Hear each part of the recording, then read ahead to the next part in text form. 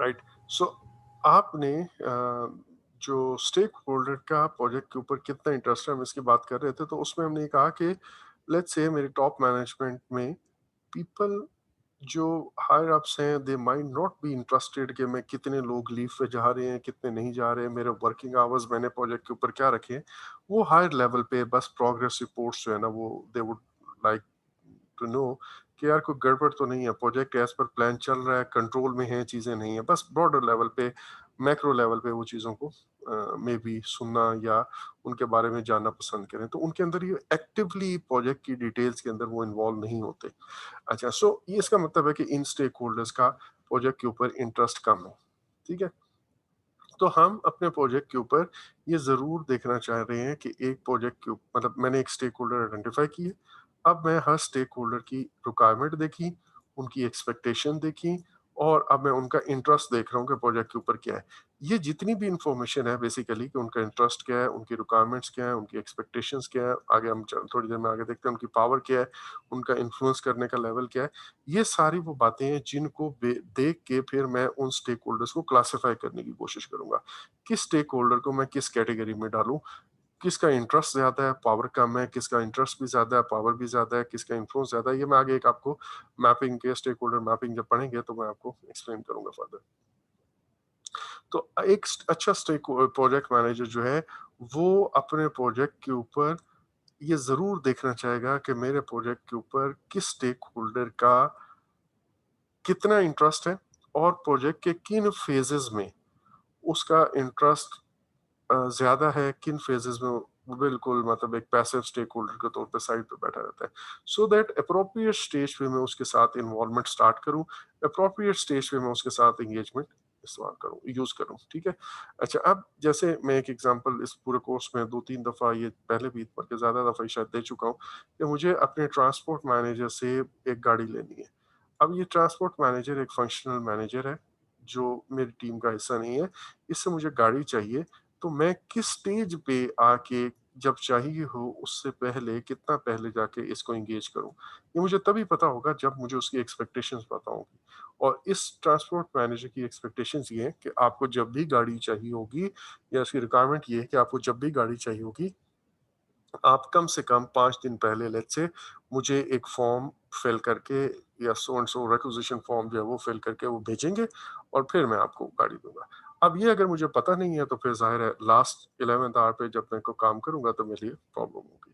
और इसी हिसाब से वो अपना काम जो है वो प्लान करते हैं, लोगों को रिस्पॉन्सिबिलिटीज उस हिसाब से असाइन करते हैं अच्छे प्रोजेक्ट मैनेजर्स। अच्छा, फिर मैंने कहा कि हम ये देखना चाहेंगे कि मेरा स्टेक होल्डर मेरे प्रोजेक्ट के काम को या उसके आउटपुट को कितना इन्फ्लुएंस कर सकता है। फॉर एग्जांपल अगर ये आप अगर बड़ी जैसे सी पैक है या मोटरवेज हैं, इस तरह के बड़े रोड प्रोजेक्ट्स को अगर देखते हैं, तो वहां पे क्या हो रहा होता है कि समटाइम्स आपके पास दरमियान में एक कब्रिस्तान है, जिस जगह से आपने रूट प्लान किया हुआ है, वहां पे एक कब्रिस्तान उस एरिया में आ जाता है। और वो गांव के लोग जो है ना वो कहते हैं कि यार हमारी आबा व अजदाद की यहाँ पे कब्रें हैं, तो हम ये जगह दे ही नहीं सकते। और वो अदालत में इस बात पे जाके स्टे ले लेते हैं। Now they can delay your work because of this thing. तो आपने ये जरूर देखना होता है कि यार वो कौन से स्टेक होल्डर्स हैं जो हमारे प्रोजेक्ट को नेगेटिवली या पॉजिटिवली, दोनों सूरतों में they can influence our project. ठीक है। अब वो जो इन्फ्लुएंस है वो पॉजिटिव भी हो सकता है, नेगेटिव भी हो सकता है। फिर वो आपके प्रोजेक्ट के आउटकम पे भी हो सकता है और प्रोजेक्ट के काम पर भी हो सकता है। ये दो अलग अलग चीजें हैं। आउटकम से मुराद तो ये है ना कि वो जो रोड बनेगी या वो जो चीज प्रोडक्ट प्रोजेक्ट के ऊपर बनेगी, हम जो पूरा प्रोजेक्ट कर रहे हैं, ब्रिज बनाना है, बिल्डिंग बनानी है, वट, वो जब बनेगी तो कितनी अच्छी बनेगी, नहीं अच्छी बनेगी, या वो चीज़ बिकेगी या नहीं बिकेगी, या स्टेक होल्डर उसको, कस्टमर उसको एक्सेप्ट करेगा या रिजेक्ट करेगा, वगैरह वगैरह। एक तो ये है। और एक ये है कि मेरा जो काम हो रहा है प्रोजेक्ट के ऊपर, वो काम ही रुक जाए, वो काम के अंदर हर्डल्स आना शुरू हो रहे हैं। तो एक स्टेक होल्डर इन्फ्लुएंस कर रहा है वर्क ऑफ द प्रोजेक्ट को या प्रोजेक्ट को इटसेल्फ, और दूसरा वो कर रहा है उस प्रोजेक्ट के आउटकम को। ठीक है। तो दोनों इन एनी केस मुझे उनका इन्फ्लुएंस का लेवल देखना है, और जाहिर है मैं दोनों के लिए अलग अलग स्ट्रैटेजी बनाऊंगा। फिर है उनकी लेवल ऑफ अथॉरिटी। अथॉरिटी से मुराद क्या है?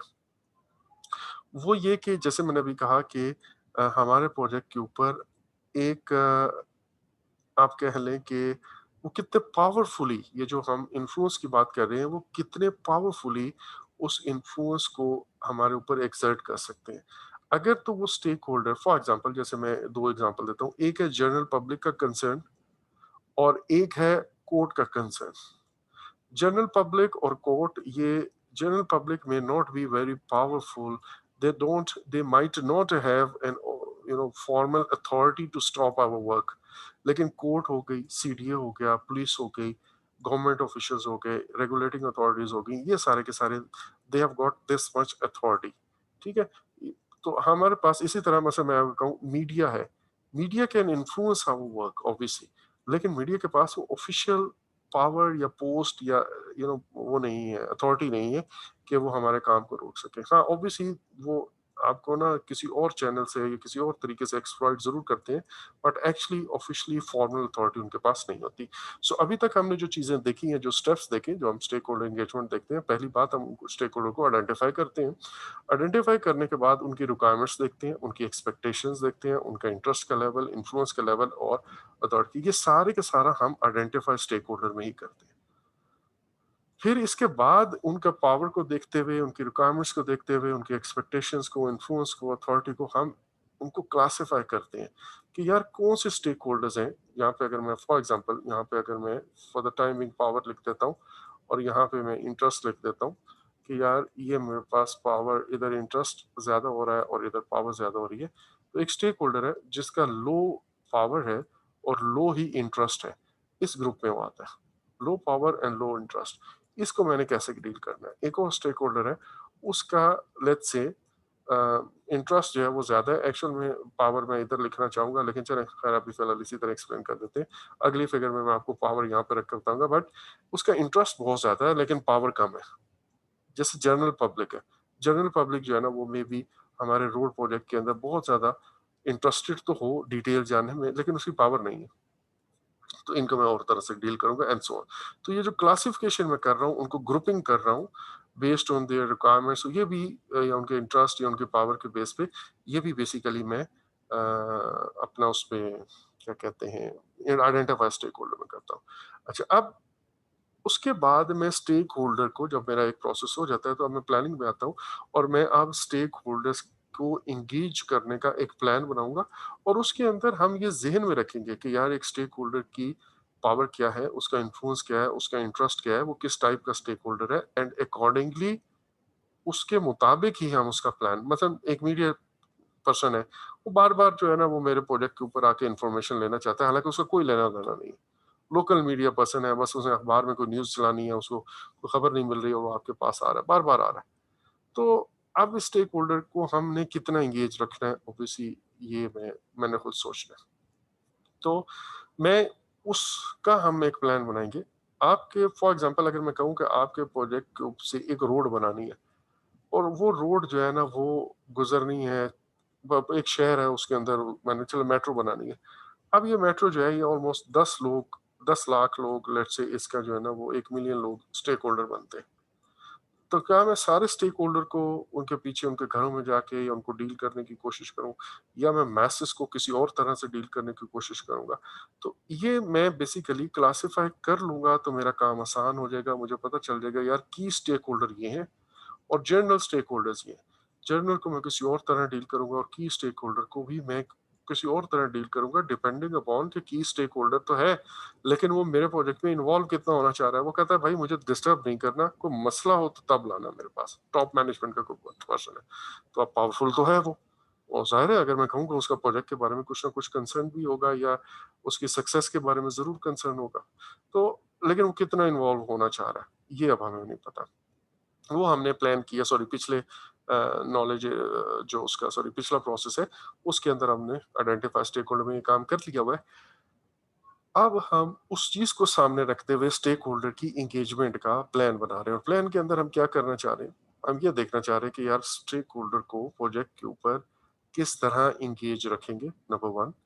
नंबर टू, सॉरी उनको किस तरह इन्वॉल्व करेंगे या एंगेज करेंगे एक ही बात है। नंबर टू, हम उनके साथ इंगेज करने के लिए या क्या कहते हैं जो उनका मेरे प्रोजेक्ट के ऊपर इंटरेस्ट है वो एंगेजमेंट कैसे होगी।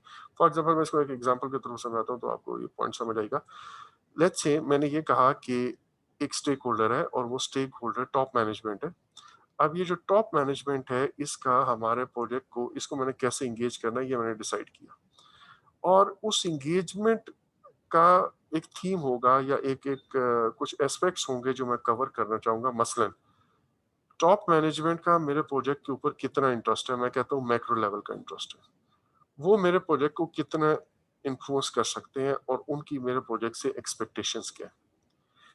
अगर मैं कहूँ कि उनके इंटरेस्ट को, उनके इन्फ्लुएंस को, उनकी एक्सपेक्टेशंस को मैंने कैसे मैनेज करना है, तो I would like to send them progress reports. जो पीरियोडिक प्रोग्रेस रिपोर्ट्स हैं वो मैं भेजना चाहूंगा, सो दैट उनको डिस्टर्ब किए बगैर एक समरी इंफॉर्मेशन मिलती रहे कि मेरा प्रोजेक्ट ठीक चल रहा है। तो जितना उनको इंटरेस्ट है उस इंटरेस्ट को मैं उसी तरह मैनेज कर रहा हूँ। और ऑल्दो वो पावरफुल है, अगर पावरफुल है और मैं उनको रिपोर्ट ना भेजूं या बड़ी डिटेल भेजना शुरू कर दूं, डिटेल तो इंटरेस्ट में आता है लेकिन अगर मैं रिपोर्ट ना भेजूं तो वो दे मे कम वेरी हार्श अपॉन मी। ठीक है। इसी तरह उनकी एक्सपेक्टेशंस क्या है, तो भाई उनकी एक्सपेक्टेशंस यही है कि आप हाई लेवल पे उनको एंगेज करें। Then how will you include them in the project decision making. कुछ स्टेक होल्डर्स को आपने इंक्लूड करना है, कुछ को आपने सिर्फ इन्फॉर्म करना होता है। आप उनको अगर उनसे डिसीजन करवाने बैठेंगे तो मे बी आप किसी डिसीजन पे शायद ना पहुंच सके। ठीक है। समटाइम्स कंसेंसस जो है ना वो अचीव हो ही नहीं सकता। तो ये डिफरेंट स्टेक होल्डर्स, मतलब जब ये आप ये सेंटेंसेस पढ़ रहे हो या स्टेटमेंट पढ़ रहे हो या लेक्चर सुन रहे हो तो आपके माइंड में multiple range of stakeholders आता है। कस्टमर को आप किसी और तरह डील कर रहे होते हो, टॉप मैनेजमेंट को किसी और तरह कर रहे होते हो, स्पॉन्सर को किसी और तरह कर रहे होते हो, जैसे अभी मैंने कहा जनरल पब्लिक को किसी और तरह कर रहे होते हो, गवर्नमेंट के पावरफुल ऑफिशियल्स को किसी और तरह। तो ये आपने एक प्लान बनाना है। मीडिया की हैंडलिंग किसी कुछ और होगी, बैंक्स अकाउंट्स उनकी कुछ और होगी। अगर आपका प्रोजेक्ट फॉरेन फंडिंग वाला है, लेट्स से यूएस एड का प्रोजेक्ट है, तो यूएस एड आपको फिर मॉनिटर भी करेगा। यूएस वाला वो जो यूएस एड के हायर ऑफिशियल्स हैं वो आपको कुछ कंडीशंस भी लगाएंगे ज़ाहिर है। तो आपने इन सारों को किस तरह हैंडल करना है या डील करना है या उनके साथ एंगेजमेंट क्या रखनी है, इसका आप एक प्लान बनाते हो। अच्छा जी, अब plan how you will communicate with them. जैसे अभी मैंने कहा कि आप जब एंगेजमेंट का सोचते हो कि उनके साथ एंगेज करूंगा, तो एंगेज होता ही थ्रू कम्युनिकेशन है। आप उनके साथ इन्वॉल्वमेंट कैसे शो करोगे, आप उनके साथ बातचीत कैसे करोगे। ठीक है। सो स्टेक होल्डर की जो कम्युनिकेशन है ऑब्वियसली वो दैट इज वेरी इंपॉर्टेंट और that is the only thing एक आधे के अलावा कि जिसमें हम कहते हैं कि यार ये है स्टेक होल्डर की एंगेजमेंट। स्टेक होल्डर को एंगेज करना मीन स्टेक होल्डर को इन्वॉल्व करना, और इन्वॉल्व करने का मतलब क्या है, उसके साथ आप बातचीत करते हो, कम्युनिकेट करते हो। अच्छा, अब अगर मैं आपको ये कहूँ कि जहाँ पे हमारी ये जो सॉरी लिखा हुआ है, poor communication are the most frequent cause of problems on the project. इसके अंदर ना आगे हम assumptions भी देखेंगे तो मैं ये कहता हूँ, मैं ये समझता हूँ कि फॉल्स assumptions या अनडिस्कस्ड या अनकन्वेड जो assumptions है ना आपके प्रोजेक्ट के ऊपर, वो बाज दफा बड़े सीवियर किस्म के फेलियर्स का जिक्र वो बनता है। ठीक है। मसलन मैंने अस्यूम किया हुआ था कि यार स्टेक होल्डर या मेरा कस्टमर ये समझ रहा है, और कस्टमर ने अस्यूम किया हुआ था कि आप ये करके दोगे। नाउ इफ दिस अजम्पशन, हम दोनों की अजम्पशन मैच नहीं कर रही और इसमें कोई फ्लॉ है या इनमें कोई डिफरेंस है, तो obviously it will become a disaster then at the end of the day. अच्छा, फिर हम उनकी स्टेक होल्डर को, जो अभी हमने पॉइंट पढ़ा, उनके स्टेक होल्डर की एक्सपेक्टेशंस को, इन्फ्लुएंस को और एंगेजमेंट को कैसे मैनेज करेंगे, वो हम उसका प्लान, सॉरी जो हमने प्लान बनाया है पिछले प्रोसेस के अंदर, अब हम उसको एक्चुअली मैनेज करते हैं। ठीक है। अच्छा, अगेन ये आप याद रखिएगा कि स्टेक होल्डर का आपने एक पहले स्टेक होल्डर को आइडेंटिफाई किया, आइडेंटिफाई करके बाद उनकी एक्सपेक्टेशंस और वो सारी चीजें देखी, फिर आपने स्टेक होल्डर का एंगेजमेंट का एक प्लान बनाया, और अब आप स्टेक होल्डर को एग्जीक्यूशन के अंदर, एग्जीक्यूटिंग प्रोसेस के अंदर आप उनकी एक्सपेक्टेशन को, इन्फ्लुएंस को इस प्लान के मुताबिक मैनेज कर रहे हो और उनसे अकॉर्डिंगली कम्युनिकेट कर रहे हो। ठीक है। अच्छा, अब ये किसी एक स्टेज पे नहीं होता, basically right from the first day आपकी स्टेक होल्डर की एंगेजमेंट और प्लान ये बनता रहता है। साथ सॉरी इनकी एंगेजमेंट जो है वो साथ के साथ आप रीइवैल्यूएट करते रहते हो।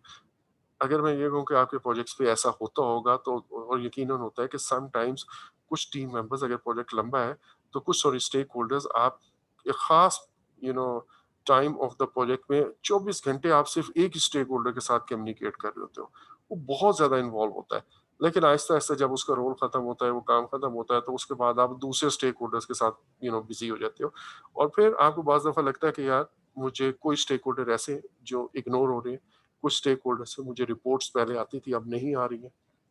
कुछ स्टेक होल्डर्स पहले मुझे हर दफ़ा फलाँ चीज़ अपडेट करते थे, अब मुझे उस तरह अपडेट नहीं करते। कुछ स्टेक होल्डर्स पहले बड़ा एनर्जेटिक वे में पॉजिटिविटी के साथ मेरे से डील करते थे, अब वो रूखी-रूखी बात करते हैं। तो ये सारी बातें मैं I would like to understand कि यार हमारा किस जगह पे प्रॉब्लम आ रहा है, स्टेक होल्डर की जो एंगेजमेंट है, वो ठीक क्यों नहीं जा रही और उनको हम ऑब्वियसली वी वुड लाइक कि यार जो desired level of stakeholder engagement है मैं वहां तक उनको ले आऊं।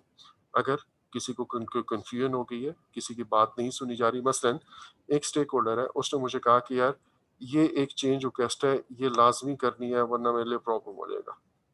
अच्छा, अब उसने फॉर एग्जांपल ये जैसे इसी तरह कर लेते हैं कि हमने अपने प्रोजेक्ट के ऊपर वो सीलिंग जो करनी थी, सॉरी कुछ एक ऑफिस था उसकी सीलिंग चेंज करनी थी और हमारे बात तय हुई थी कि वेंसडे को आपने जो है ना वो अपना काम रोकना है और हमारी टीम आएगी और हम आपके दफ्तर में ये सारी उखाड़ पिचाड़ करेंगे। और अब वो कह रहा है कि नहीं यार आप वेंसडे की बजाय इसको थर्सडे पे शिफ्ट कर दें। अब मैं उनको बताता हूँ कि यार अब मैं उनको ना ये जो चेंज रिक्वेस्ट है वो मैं एंटरटेन नहीं करता। व्हाई? बिकॉज़ हो सकता है कि उसकी वजह से मेरे बाकी सारे डिपार्टमेंट के काम जो कि ज़्यादा क्रिटिकल हो, जिसको मैंने ट्यूसडे को काम करना है, जिसको मैंने थर्सडे को काम करना है, वो मे बी टॉप मैनेजमेंट या सीईओ की नज़र में उस दिन उसका राउंड हो वहाँ पे, उनका विज़िट हो वहाँ पे या कोई और बड़े मेजर काम में इन्वॉल्व हो। तो मैं किसी सूरत अब वो ट्यूसडे का दिन भी नहीं ले सकता और लेट्स से थर्सडे का भी नहीं कह सकता। देयर इज़ नो चांस कि मैं उसकी इस रिक्वेस्ट को एंटरटेन करूँ। ना मैं इनकी ये रिक्वेस्ट चेंज रिक्वेस्ट रिजेक्ट कर देता हूँ। और जैसे ही आप रिजेक्ट करेंगे तो हो सकता है कि उसके बाद ये स्टेक होल्डर मेरे साथ उस तरह कोऑपरेटिव ना रहे या ये स्टेक होल्डर जो है ना वो मुझे परेशान करे या वो खुद परेशान हो। दोनों सूरतों में आई वुड लाइक कि यार मेरी स्टेक होल्डर के साथ जो एंगेजमेंट का प्लान बना था, अब ये चीजें वैसी नहीं रही। I need to relook into the things और मुझे कुछ ऐसे एक्शन करने हैं कि मैं अपने डिजायर्ड लेवल ऑफ एंगेजमेंट पे उसको वापस ला सकूं। अच्छा जी, सो आपका जो स्टेक होल्डर मैनेजमेंट है basically it is key to your success and this is very important. वो इसलिए कि अगर आपने स्टेक होल्डर्स मतलब means so many things, stakeholder से मुराद आपकी टीम मेंबर्स भी हैं, स्टेक होल्डर के बाद से मुराद वो रिसोर्स मैनेजर्स हैं जिन्होंने आपको रिसोर्सेज देनी है, स्टेक होल्डर से मुराद आपका स्पॉन्सर है जिसने आपका पूरा प्रोजेक्ट स्पॉन्सर किया हुआ है, स्टेक होल्डर के मुराद आपकी कस्टमर है, स्टेक होल्डर से मुराद आपकी वो रेगुलेटरी अथॉरिटीज है। सो स्टेक होल्डर से मुराद बेसिकली हर वो इंडिविजुअल या हर वो ग्रुप या हर वो डिपार्टमेंट, हर वो महकमा, हर वो अथॉरिटी है जो मेरे प्रोजेक्ट को पॉजिटिवली या नेगेटिवली, दोनों पॉजिटिवली या नेगेटिवली इफेक्ट कर सकता हो। ना सिर्फ ये कि प्रोजेक्ट के आउटकम को बल्कि प्रोजेक्ट की जो मैंने स्टेप्स लेने हैं, जो मेरा पूरा प्रोजेक्ट मैं मैनेज कर रहा हूँ उसको भी इफेक्ट कर रहा हूँ। जैसे अभी हमने एक एग्जांपल की कि हमें वो सीलिंग जो है वो बुध वाले दिन एक ऑफिस के अंदर उखाड़ पिचाड़ करनी थी। अब उन्होंने वो काम रोक दिया तो उसकी वजह से मेरा प्रोजेक्ट का आउटकम चेंज नहीं हुआ। वो जो एयर कंडीशनिंग है, वो जो सीलिंग है, वो जो ट्रंकिंग है, वो सब सही होगा, बट ये जो मेरा प्रोजेक्ट का काम है वो इफेक्ट हो गया हुआ है। तो स्टेक होल्डर हर वो शख्स, इदारा, ऑर्गेनाइजेशन, इंडिविजुअल एंटिटी है जो मेरे प्रोजेक्ट को या उसके आउटकम को या उसके काम को, प्रोजेक्ट वर्क को पॉजिटिवली या नेगेटिवली इफेक्ट कर सके या उससे इफेक्ट हो, दोनों। तो इसको हम कहते हैं बेसिकली स्टेक होल्डर। अच्छा, अब ये एक लिस्ट है, ये लिस्ट आप लाजमी अपने एक दफ़ा इसको गो थ्रू कीजिए और ये आपको पूरे फंक्शंस जो स्टेक होल्डर एंगेजमेंट के या आप कह लें कि प्रोजेक्ट मैनेजर को किस तरह स्टेक होल्डर को एंगेज करना चाहिए, वो आपको यहाँ पे क्लियर आइडिया हो जाएगा। पहली बात कि सारे स्टेक होल्डर्स का बाय नेम एक लिस्ट बनाई जाए और इसके अंदर ग्रुप्स भी होंगे और इंडिविजुअल्स भी होंगे। जैसे मैंने कहा डिपार्टमेंट भी एक हो सकता है, सीडीए जैसे मैं कहता हूँ, तो वो स्टेक होल्डर है। अच्छा, उसके बाद उनकी सारी रिक्वायरमेंट्स को किया, फिर एक्सपेक्टेशंस को जैसे मैंने कहा और फिर उन एक्सपेक्टेशंस को आपने रिक्वायरमेंट में चेंज किया। फिर आपने स्टेक होल्डर्स का इंटरेस्ट देखा ऑब्वियसली, उसके बाद उनका लेवल ऑफ इन्फ्लुएंस देखा, एंड देन आपने ये देखा कि एक स्टेक होल्डर को प्रोजेक्ट पे किस लेवल, किस वक्त आके प्रोजेक्ट के कौन से हिस्से में हमने उसको इन्वॉल्व करना है और कितना इन्वॉल्व करना है, दोनों चीजें। फिर आपने जो रिक्वायरमेंट्स फाइनलाइज की, ये सारी बातें रख के सामने, कोशिश कीजिए कि उनसे उन रिक्वायरमेंट्स पे साइन जरूर ले लीजिए। उसका फायदा ये होता है कि बाद में फिर आपके कॉन्फ्लिक्ट की सिचुएशन में या डिसएग्रीमेंट की सिचुएशन में आपके पास एक रेफर करने के लिए एक एक डॉक्यूमेंट होता है कि यार ये आपने कहा था, ये हमने किया। तो उनके पास फिर कोई जवाब नहीं होता कि यार वो उससे स्टेप बैक कर सके। अच्छा, उसके बाद आपने एक और इम्पोर्टेंट बात ये है, और ये अगर मैं कहूँ कि एक बहुत फंडामेंटल पॉइंट है आपके माइंड में, जो आपकी ना प्रोजेक्ट के ऊपर सारा, सॉरी, जो स्टेक होल्डर एंगेजमेंट के बारे में आपके सोचने का अंदाज बदल जाएगा। वो क्या है? वो ये है कि आपने इन जनरल हमारे माइंड में, और जो कुछ अभी तक मैंने बोला उससे इंप्रेशन ये जनरेट होता है कि स्टेक होल्डर्स कुछ ऐसे लोगों का नाम है जिनको, जो बहुत नखरेलू किस्म के लोग हैं, और मेरे प्रोजेक्ट को नाकाम बनाने के लिए वो सारे प्लानिंग कर रहे हैं, और मैंने किसी तरह उनको इस तरह एंगेज करना है कि वो अपनी इन कोशिशों में नाकाम हो जाए। ऐसा नहीं है। हमने हर स्टेक होल्डर के नॉलेज को, उनकी स्किल को, उनके पास जो आप कह लें कि फैसिलिटीज अवेलेबल हैं उनको, उनके पास जो अदरवाइज पॉजिटिव चीजें अवेलेबल हैं जो मेरे प्रोजेक्ट को फायदा दे सकती हैं, ठीक है, उनको भी मैंने असेस करना है। मसलन एक स्टेक होल्डर है और वो बहुत अच्छा कोई काम कर सकता है, या उसके पास कोई बहुत अच्छी फीचर है, कोई बहुत अच्छी सहूलत मौजूद है, और उस स्टेक होल्डर को आई वुड लाइक कि यार ये जो उसके पास स्किल है या उसके पास जो फैसिलिटी है, वो फैसिलिटी मैं अपने प्रोजेक्ट के फायदे में यूज कर सकूं। तो आपने स्टेक होल्डर को एज अ, आप कह लें कि फैसिलिटेटर जो है, या आपको अपने स्टेक होल्डर को एज अ हेल्पर जो है ना, वो कंसीडर करना है, ना कि आप स्टेक होल्डर को अपना दुश्मन या अपने प्रोजेक्ट के अंदर हर्डल के तौर पर समझें। अच्छा, अब ऑब्वियसली वो जो फैसिलिटेटर है, जैसे मैंने कहा, वो जो ट्रांसपोर्ट वाला है, वो आपको फैसिलिटेट कर रहा है, वो आपको गाड़ी देगा, वो आपका रिसोर्स यूज हो सकती है, ठीक है। तो उस रिसोर्स को आप जब यूटिलाइज करो, तो आप उसकी रिक्वायरमेंट को समझ जरूर लो। ये नेचुरल सी बात है कि उसने बहुत सारी गाड़ियां मैनेज करनी है, उससे बहुत सारे लोगों की गाड़ियों की एक पूरा फ्लीट मेंटेन करना है। तो हम, ऐसा नहीं हो सकता कि हम उठ के जाएं और उससे चीज डिमांड करें और उसके पास रेडी हो। तो हमें पता है कि एक फैसिलिटी यहाँ पे मौजूद है जो हम अवेल कर सकते हैं। आई वुड लाइक कि यार ये फैसिलिटी मैं अवेल करूं, लेकिन उसके लिए मैं उसकी रिक्वायरमेंट्स को सामने रख के in a friendly way, I would like कि मैं इस फैसिलिटी को अवेल कर सकूं या इसको कैप्चर कर सकूं। अच्छा, उसके बाद analyse the project to evaluate whether stakeholders need will be met. आपने जो प्रोजेक्ट का पूरा प्लान बनाया है, और गाहे बगाए जैसे जैसे आपका प्रोजेक्ट चल रहा है, तो आप ये देखते रहते हो कि यार जो स्टेक होल्डर्स चाह रहे थे, ये प्रोजेक्ट उसी डायरेक्शन में हेड कर रहा है, और क्या उनकी फाइनल रिक्वायरमेंट्स या नीड्स जो थी वो पूरी होंगी या नहीं होंगी। फिर स्टेक होल्डर को आप ये बताएं कि उनकी कौन सी रिक्वायरमेंट्स ऐसी हैं जो पूरी होंगी। सारे स्टेक होल्डर्स आपको बहुत कुछ कहते हैं, या बहुत कुछ डिमांड करते हैं, या बहुत कुछ एक्सपेक्ट करते हैं। आपने प्रोजेक्ट को उनको बड़ा क्लियरली बताना है कि यार this is what we are doing, और ये चीजें इसकी आएंगी। अगर कोई ये सोच रहा है कि ये भी एक्सपेक्टेशन है किसी की कि ऐसा हो जाएगा, तो ऐसा नहीं होगा। ये बात बिल्कुल क्लियर रखें अपने माइंड में, ठीक है। तो आप उनको, और ऐसा क्यों नहीं होगा, मतलब ये लड़ाई की बात नहीं है, ये you need to justify them proactively.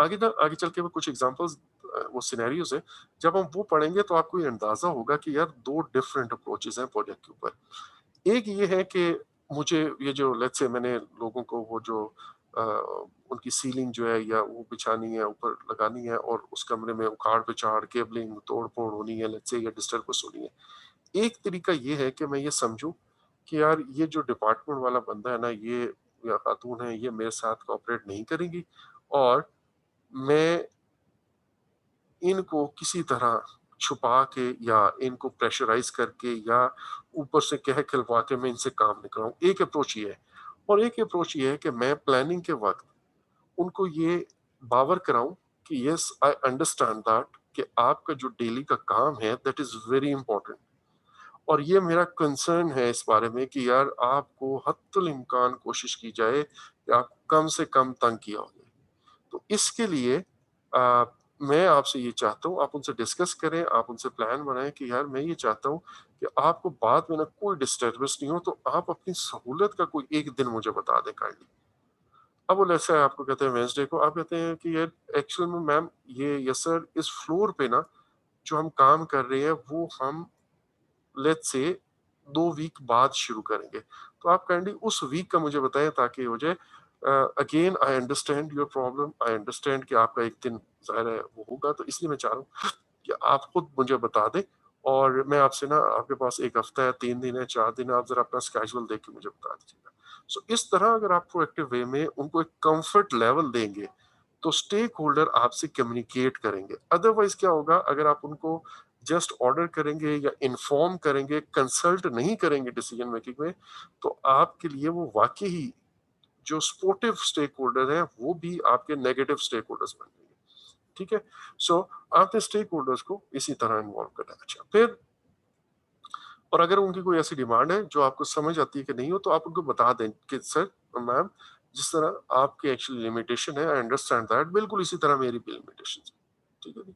अच्छा, देन आपने स्टेक होल्डर को प्रोजेक्ट के ऊपर इन्वॉल्व करना है। मतलब डिफरेंट रिस्पॉन्सिबिलिटीज हो सकती हैं, जैसे मैंने अभी कहा कि वो खातून या वो जो मैनेजर हैं उस क्या कहते हैं उस डिपार्टमेंट की, जिन्होंने मुझे जिनको मैंने डिस्टर्ब करना है बेसिकली, तो उनको मैंने एक ड्यूटी दे दी, एक रिस्पॉन्सिबिलिटी दी कि वो मुझे अपना प्लान बताएं। अब इस किस्म के रोल, या वो मुझे इतने दिन पहले आके ओके रिपोर्ट दें, या वो मुझे इस तरह का एक स्केड्यूल बना के दें। अच्छा, और उससे रिलेटेड कोई रिस्क है, मैं उनको, अब इससे रिलेटेड कोई रिस्क होगा, कोई आईटी से रिलेटेड रिस्क होगा, लेट्स से जैसे हम कहते हैं कि आईटी डिपार्टमेंट को बताएंगे, तो इस डिपार्टमेंट से रिलेटेड कोई चीज आगे पीछे हो सकती है, तो मैं उनको ही कहूंगा कि मैम देखें, आपने हमें वेंसडे का स्केड्यूल दिया, but it is quite possible कि उस दिन आपको कोई अर्जेंसी आ जाए, या हमारा कोई काम किसी और जगह पे डिले हो जाए, तो हम वेंसडे को ना हो तो फिर क्या। तो ऐसी सूरत में भी आप उनको as a risk response owner या मे बी अपनी रिस्क आइडेंटिफिकेशन के अंदर भी उनको इन्वॉल्व कर सकते हो। अच्छा, फिर आपने मैनेज करना है और इन्फ्लुएंस करना है उस स्टेक होल्डर की इन्वॉल्वमेंट को, एंगेजमेंट को और एक्सपेक्टेशन को, और उस स्टेक होल्डर की, जैसे मैंने कहा, बेस्ट जो एक्सपर्टीज है उसको बेस्ट यूटिलाइज किया जाए। जो स्टेक होल्डर आपके लिए हेल्पफुल हो सकते हैं, फेवरेबल हो सकते हैं, तो उनको जरूर यूटिलाइज करें, उनको अपनी टीम के ऊपर इन्वॉल्व करें। स्टेक होल्डर्स को उस वक्त उनके साथ कम्युनिकेट करते हैं हम, ऑब्वियसली जो जो इन्फॉर्मेशन जिस लेवल पे जिसको चाहिए वो हम उनसे कम्युनिकेट करेंगे। जैसे पहले बिल्कुल शुरू में मैंने कहा कि स्टेक होल्डर की कम्युनिकेशन एंड स्टेक होल्डर की एंगेजमेंट, यहाँ पे ये तकरीबन ओवरलैपिंग है किसी हद तक। अच्छा जी, अब स्टेक होल्डर को भी ये पता होना चाहिए, मतलब एक एक तो ये है कि मुझे एज अ प्रोजेक्ट मैनेजर पता होना चाहिए किस स्टेक होल्डर को कब कैसे क्या कुछ कन्वे करना है। बिल्कुल इसी तरह स्टेक होल्डर्स को भी पता होना चाहिए कि उन्होंने मुझसे क्या कुछ कम्युनिकेट करना है और दूसरे स्टेक होल्डर्स को क्या कुछ बताना है। जैसे मैंने कहा कि मुझे ये पता होना चाहिए कि मुझे ट्रांसपोर्ट वाले को इतना अर्सा पहले या इतने दिन पहले गाड़ी की दुकान में भेजनी है। मुझे ये पता होना चाहिए कि मैं जिस डिपार्टमेंट में मैंने तोड़-फोड़ करनी है, उखाड़-पिछाड़ करनी है, जो डिस्टर्बेंस जिन दिनों में वहाँ पे करनी है, उनको मैं पहले से बता के रखूँ या उनको प्रोसेस में इन्वॉल्व करूँ। लेकिन उनको भी पता होना चाहिए कि अगर कोई चेंज होता है, तो वो मुझे बताएँगे। वो मुझे इस डेट तक बताएँगे। तो what they need to communicate, मुझे बताना हो या आगे-पीछे किसी और डिपार्टमेंट को बताना हो, ये सारी रिक्वायरमेंट उनकी तरफ से आएँगी। अच्छा, और उनको आपने क्लियरली बताना है कि इस डेट तक, इतनी देर पहले तक ये आपने चीजें करके बतानी है। देन स्टेक होल्डर्स को जब जब चाहिए तो आपने चेंज मैनेजमेंट या अप्रूवल प्रोसेस में भी करना है। जैसे ये अभी हमने कहा कि वो वेंसडे को बजाय वो ट्यूसडे को कह रहे हैं, तो उनको आप चेंज कंट्रोल बोर्ड मीटिंग में, क्योंकि उनकी रिक्वेस्ट आई है, तो उस रिक्वेस्ट से वो इफेक्ट हो सकते हैं। अगर वो रिजेक्ट होती है, तो आप कोशिश करें कि उस प्रोसेस के अंदर उनको शामिल करें और फिर उनको जस्टिफाई करके दें, ताकि उनको पता हो कि यार ठीक है, ये प्रोजेक्ट मैनेजर ने आगे बात कन्वे की और ये रीजंस हैं जिसकी वजह से मेरी रिक्वेस्ट अप्रूव नहीं हो सकी। एक बहुत ही इम्पोर्टेंट पॉइंट जो क्लोज प्रोजेक्ट में के अंदर बहुत ज्यादा आपको ये ना सामने आएगा, वो है कि आपने हर स्टेक होल्डर से रिलेटेड जो लेसन लर्न है उन्हीं से लिखवाने हैं। ये याद रखिएगा।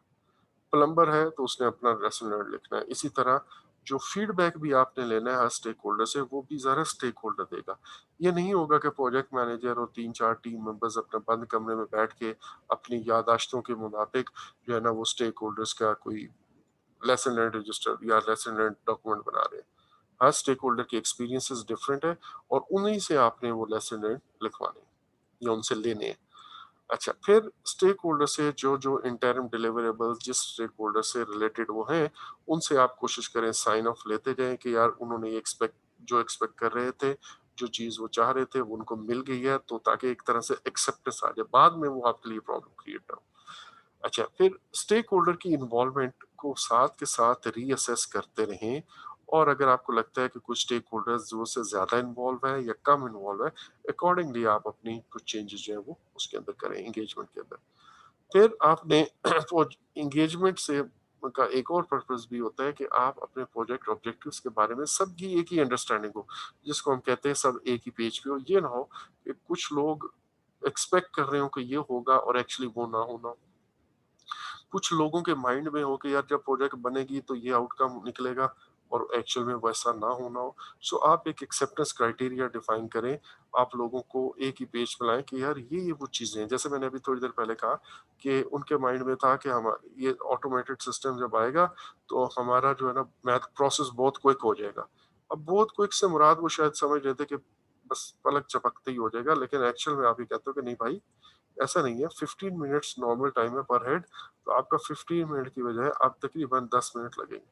तो इस तरह की कोई बात या एक्सेप्टेंस करते हो, अगर 10 मिनट भी वो सिस्टम अब बनने के बाद 10 मिनट से ज्यादा टाइम ले रहा है तो फिर ये एक्सेप्टेबल नहीं होगा। लेकिन अगर 10 मिनट्स ले रहा है या 10 मिनट से कम ले रहा है तो वो फिर मेरे इस एक्सेप्टेंस क्राइटेरिया को मीट करता है। तो इससे आपने कॉन्फ्लिक्ट को अवॉइड कर लिया पहले ही एग्री करके। वरना ये होगा कि लेट्स से आप कह रहे थे कि 10 मिनट्स और उन स्टेक होल्डर के माइंड में था कि नहीं यार ये 6 मिनट में हो जाएगा, तो वो एक्सपेक्टेशंस का जो डिफरेंस है उसकी वजह से ये आएगा।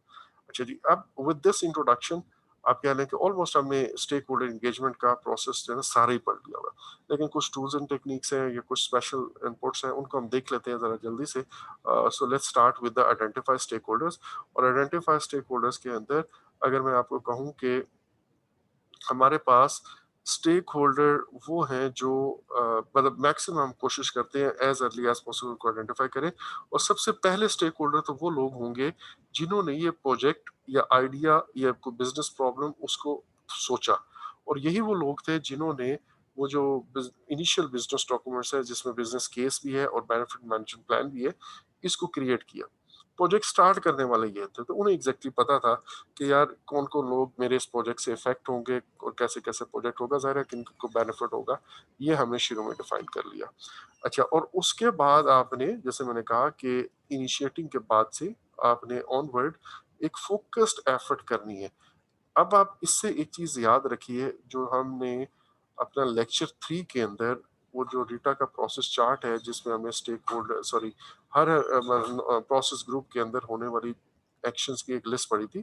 तो जब आप चार्टर लिख रहे होते हो तो उस वक्त भी आप स्टेक होल्डर आइडेंटिफाई कर लेते हो, लेकिन उसके बाद भी आपने एक प्रॉपर जरा चार्टर के अंदर तो मेजर की स्टेक होल्डर्स के नाम आ जाते हैं, लेकिन फिर आपने फर्दर एक एफर्ट करनी है, स्ट्रक्चर्ड एफर्ट, जिसमें आप you would like to identify all of the stakeholders and all of the stakeholders से मुराद जितना जल्दी मुमकिन हो सारे को सारा। अच्छा, अगर मैं आपको ये कहूँ कि क्यों स्टेक होल्डर्स को आइडेंटिफाई करना जरूरी है, मैं 2 दफा भी पहले बता चुका हूँ। वो ये कि अगर वो लेट होंगे आइडेंटिफाई तो फिर हमारे लिए मसले होंगे। वो चेंज रिक्वेस्ट कहेंगे, वो अपनी रिक्वायरमेंट्स बताएंगे, उनकी वजह से मुझे चीजें चेंज करनी पड़ेगी और चेंज रिक्वेस्ट के नतीजे में मुझे डिलेज भी आएंगे, रीवर्क भी होगा, कॉस्ट भी बढ़ जाएगी। और जितना लेट ये मेरे पास आएगा, रिक्वायरमेंट आएगी या जितनी लेट रिक्वेस्ट आएगी, तो जाहिर है उतना ही मेरे प्रोजेक्ट के ऊपर इफेक्ट ज्यादा बुरा होगा। अच्छा, फिर जब मैं स्टेक होल्डर्स को आइडेंटिफाई कर लेता हूँ, उनके इंटरेस्ट, इन्फ्लुएंस और इंटरडिपेंडेंसीज ऑफ स्टेक होल्डर उनको देखता हूँ। अच्छा, अब बाज दफा इसमें एक इम्पॉर्टेंट पॉइंट है, बाज दफा ऐसा होता है कि आपके प्रोजेक्ट के ऊपर कुछ चेंजेस आती हैं। अच्छा यार, हम ये काम भी कर लेते हैं, अच्छा यार ये काम नहीं करते, अच्छा यार अब हम अपने प्रोजेक्ट को इस तरह करेंगे, इस फलां चीज को आउटसोर्स कर देंगे। या इसकी सप्लाई जो है पाकिस्तान से बाहर से मंगवाएँगे, तो लेट्स से कस्टम डिपार्टमेंट पहले आपका स्टेक होल्डर था ही नहीं, कस्टम जैसे ही इन्वॉल्व हुआ आपका स्टेक होल्डर एक नया बन गया। तो प्रोजेक्ट के ऊपर डिफरेंट चेंजेस आ जाएँ या आपको कोई नए स्टेक होल्डर्स आइडेंटिफाई हो जाएँ, उस या अदरवाइज़ भी आपके स्टेक प्रोजेक्ट के ऊपर मतलब बल्कि अलग-अलग बताता हूँ। एक है आपके स्टेक प्रोजेक्ट के ऊपर कुछ चेंजेस आई तो उसकी वजह से भी नए स्टेक होल्डर आइडेंटिफाई हो सकते हैं, एक बात। दूसरी बात ये कि आपके प्रोजेक्ट के ऊपर एक नया स्टेक होल्डर आइडेंटिफाई किया और इससे आगे फिर बहुत सारे स्टेक होल्डर्स और रिक्वायरमेंट्स नहीं आ सकती हैं। ये याद रखिएगा। मेरे ज़हन में ही नहीं था एनओसी भी लेना पड़ता है इसके लिए, लेट्स से। अच्छा, और जैसे ही मैंने एनओसी जिस डिपार्टमेंट में मुझे देना है वो स्टेक होल्डर आइडेंटिफाई हो उससे पूछा तो उसने कहा कि भाई इससे पहले आपको ये चीजें कंप्लीट करनी है। अब ये 3-4 अलग डिपार्टमेंट से लोग कर रहे हैं, तो मेरे अपने स्टेक होल्डर यहाँ से आइडेंटिफाई हो गए। So therefore it is important to reassess the list of stakeholder throughout the project. हर वक्त आपने देखना है, ऐसा तो नहीं है कि कोई स्टेक होल्डर नया आ गया हो, ऐसा तो नहीं है कोई स्टेक होल्डर पहले हो अब वो रेलेवेंट ना रहा हो। तो आप नए स्टेक होल्डर का जो आइडेंटिफिकेशन है उसको बार बार देखना है, बिल्कुल जैसे आप रिस्क के अंदर बार बार देखते हो कि नए रिस्क तो नहीं आ गए कोई। अच्छा, अब जैसे मैंने कहा कि इट इज वेरी इंपॉर्टेंट कि आपने अपने प्रोजेक्ट के ऊपर तमाम पॉसिबल स्टेक होल्डर को देखना है और it is time taking, no doubt about that. और अगर आपको ये लगता है कि यार ये स्टेक होल्डर्स जो है ना वो मैं आइडेंटिफाई करूंगा तो टाइम ज़ाया होगा, तो रिमेंबर अगर आप स्टेक होल्डर आइडेंटिफाई करने पे टाइम नहीं लगाएंगे तो बाद में जब आप वो ज़ाहिर है वो उस प्रोजेक्ट से इफेक्ट तो होंगे, और जैसे ही वो इफेक्ट होंगे वो आपको आपके सामने एकदम से इमर्ज होके आएंगे, और जब वो इमर्ज होंगे तो फिर आपको अपनी रिक्वायरमेंट्स बनाएंगे। तो ये बेसिकली टाइम सेविंग है ना कि टाइम स्पेंडिंग, ये आपने याद रखना। अच्छा, अब थोड़ी देर पहले भी मैंने कहा आपको लाज़मी नहीं है कि आप स्टेक होल्डर्स को सारे के सारे स्टेक होल्डर को खुद आइडेंटिफाई करें। होता ये है कि जब आप एक स्टेक होल्डर लेट्स से या कोई सब्जेक्ट मैटर एक्सपर्ट उससे डिस्कस करते हो तो वो आपको फर्दर आगे स्टेक होल्डर्स जो है ना उनको आइडेंटिफाई कर लेता है। फॉर एग्जांपल मुझे लेट्स से कंस्ट्रक्शन का, अगेन मैं सब्जेक्ट मैटर एक्सपर्ट नहीं हूँ, मैं तो प्रोजेक्ट मैनेजमेंट का एक्सपर्ट हूँ ना। तो मैंने प्रोजेक्ट मैनेजमेंट मैनेजमेंट का एक्सपर्ट होने के नाते मैंने लोगों को कहा या अपने टीम मेंबर्स को कहा कि यार मेरा एक टीम मेंबर है इंजीनियरिंग डिपार्टमेंट का बंदा है और वो मेरा मैनेजर है। मैंने उनको कहा कि सर आप ऑब्वियसली इन्वॉल्व होंगे और ये इंजीनियरिंग डिपार्टमेंट वाला जो पर्सन है ये बेसिकली कंस्ट्रक्शन का एक्सपर्ट है और ये मुझे बताते हैं कि भाई जब भी कंस्ट्रक्शन होती है तो आपको पहले एक लेट्स से आर्किटेक्ट आर्किटेक्ट से डिजाइन बनाना पड़ता है। मैं कहता हूँ अच्छा वो कौन होगा जी, वो फला होगा। अच्छा, उसके बाद आपको एक लेट्स से एक एनओसी लेनी पड़ती है। मैं कहता अच्छा ये कहाँ से मिलेगी जी, वहां से मिलेगी। तो स्टेक होल्डर आपको ये खुद आइडेंटिफाई करके दे रहा है। तो आप लाजमी नहीं है कि आपको हर चीज के आप एक्सपर्ट होंगे और आप ही सारे स्टेक होल्डर आइडेंटिफाई करेंगे। आप एक स्टेक होल्डर को आइडेंटिफाई करते हो जो नियरेस्ट उस फील्ड को होता है, और उस जो फील्ड के एक्सपीरियंस की वजह से या सब्जेक्ट मैटर एक्सपर्ट होने की वजह से वो आपको फर्दर खुद स्टेक होल्डर आइडेंटिफाई करके देता है। अच्छा, टूल्स एंड टेक्निक्स जो कॉमन है स्टेक होल्डर आइडेंटिफिकेशन में, question and survey. Question and सर्वे के थ्रू आप सब्जेक्ट मैटर एक्सपर्ट से मिलते हैं जैसे अभी हमने कहा, और उनसे पूछते हो कि यार अच्छा कौन कौन से स्टेक होल्डर होंगे। मसलन अगर आपको मैं कहता हूँ कि आपने यूनाइटेड नेशन का एक प्रोजेक्ट करना है, अफ्रीका के अंदर करना है और वहां पे आपने लेट्स से बीमारियों का खात्मा करना है। अब ज़ाहिर है ये बहुत बड़ा प्रोजेक्ट है ना। इस प्रोजेक्ट के लिए आपको कभी पता ही ना हो बीमारियां वहाँ पे कॉमन क्या-क्या है, और बहुत ही अजीब-अजीब बीमारियां वहाँ पे, और वो क्या कोंगो वायरस और क्या कौन सा दूसरा वायरस, वो समटाइम्स से मॉस्किटोस की ऐसी बीमारियां जो आपको जानलेवा साबित हो सकती हैं, और हमें पता ही नहीं है कि उनकी अभी रिसर्च क्या है। तो मैं मे बी मेडिकल लोगों से या हो सकता है वर्ल्ड हेल्थ ऑर्गेनाइजेशन उस पे कोई काम कर रही है ऑलरेडी, तो मैं इस किस्म के कुछ सर्वेज या क्वेश्चन सब्जेक्ट मैटर एक्सपर्ट से उस प्रोजेक्ट के बारे में कहूंगा, तो वहां से मुझे पता चलेगा कि मेरे पास स्टेक होल्डर्स कौन कौन से आ सकते हैं। अच्छा, ब्रेनस्टॉर्मिंग के बारे में हम ऑलरेडी पढ़ चुके हैं कि एक आइडिया जनरेशन का एक मेथड है, और एक है brain writing. Brain writing basically brainstorming के अंदर आप कहने के वर्बल आप डिस्कशन करते हो, ब्रेन राइटिंग के अंदर आप लिखते हो, दैट्स इट, इतना ही फर्क है। और ब्रेन राइटिंग को हम रिटर्न ब्रेनस्टॉर्मिंग भी कहते हैं समटाइम्स। ठीक है, सो आप लोगों को कहते हो कि आप अपने आइडियाज लिखें, उसका फायदा ये होता है कि वो डिस्टर्बेंस नहीं होती, वो जो बहुत लाउड मेंबर्स हैं वो डोमिनेट कर जाते हैं और साइलेंट वाले चुप रहते हैं। तो ब्रेन राइटिंग के अंदर वो फोकस्ड होकर दूसरों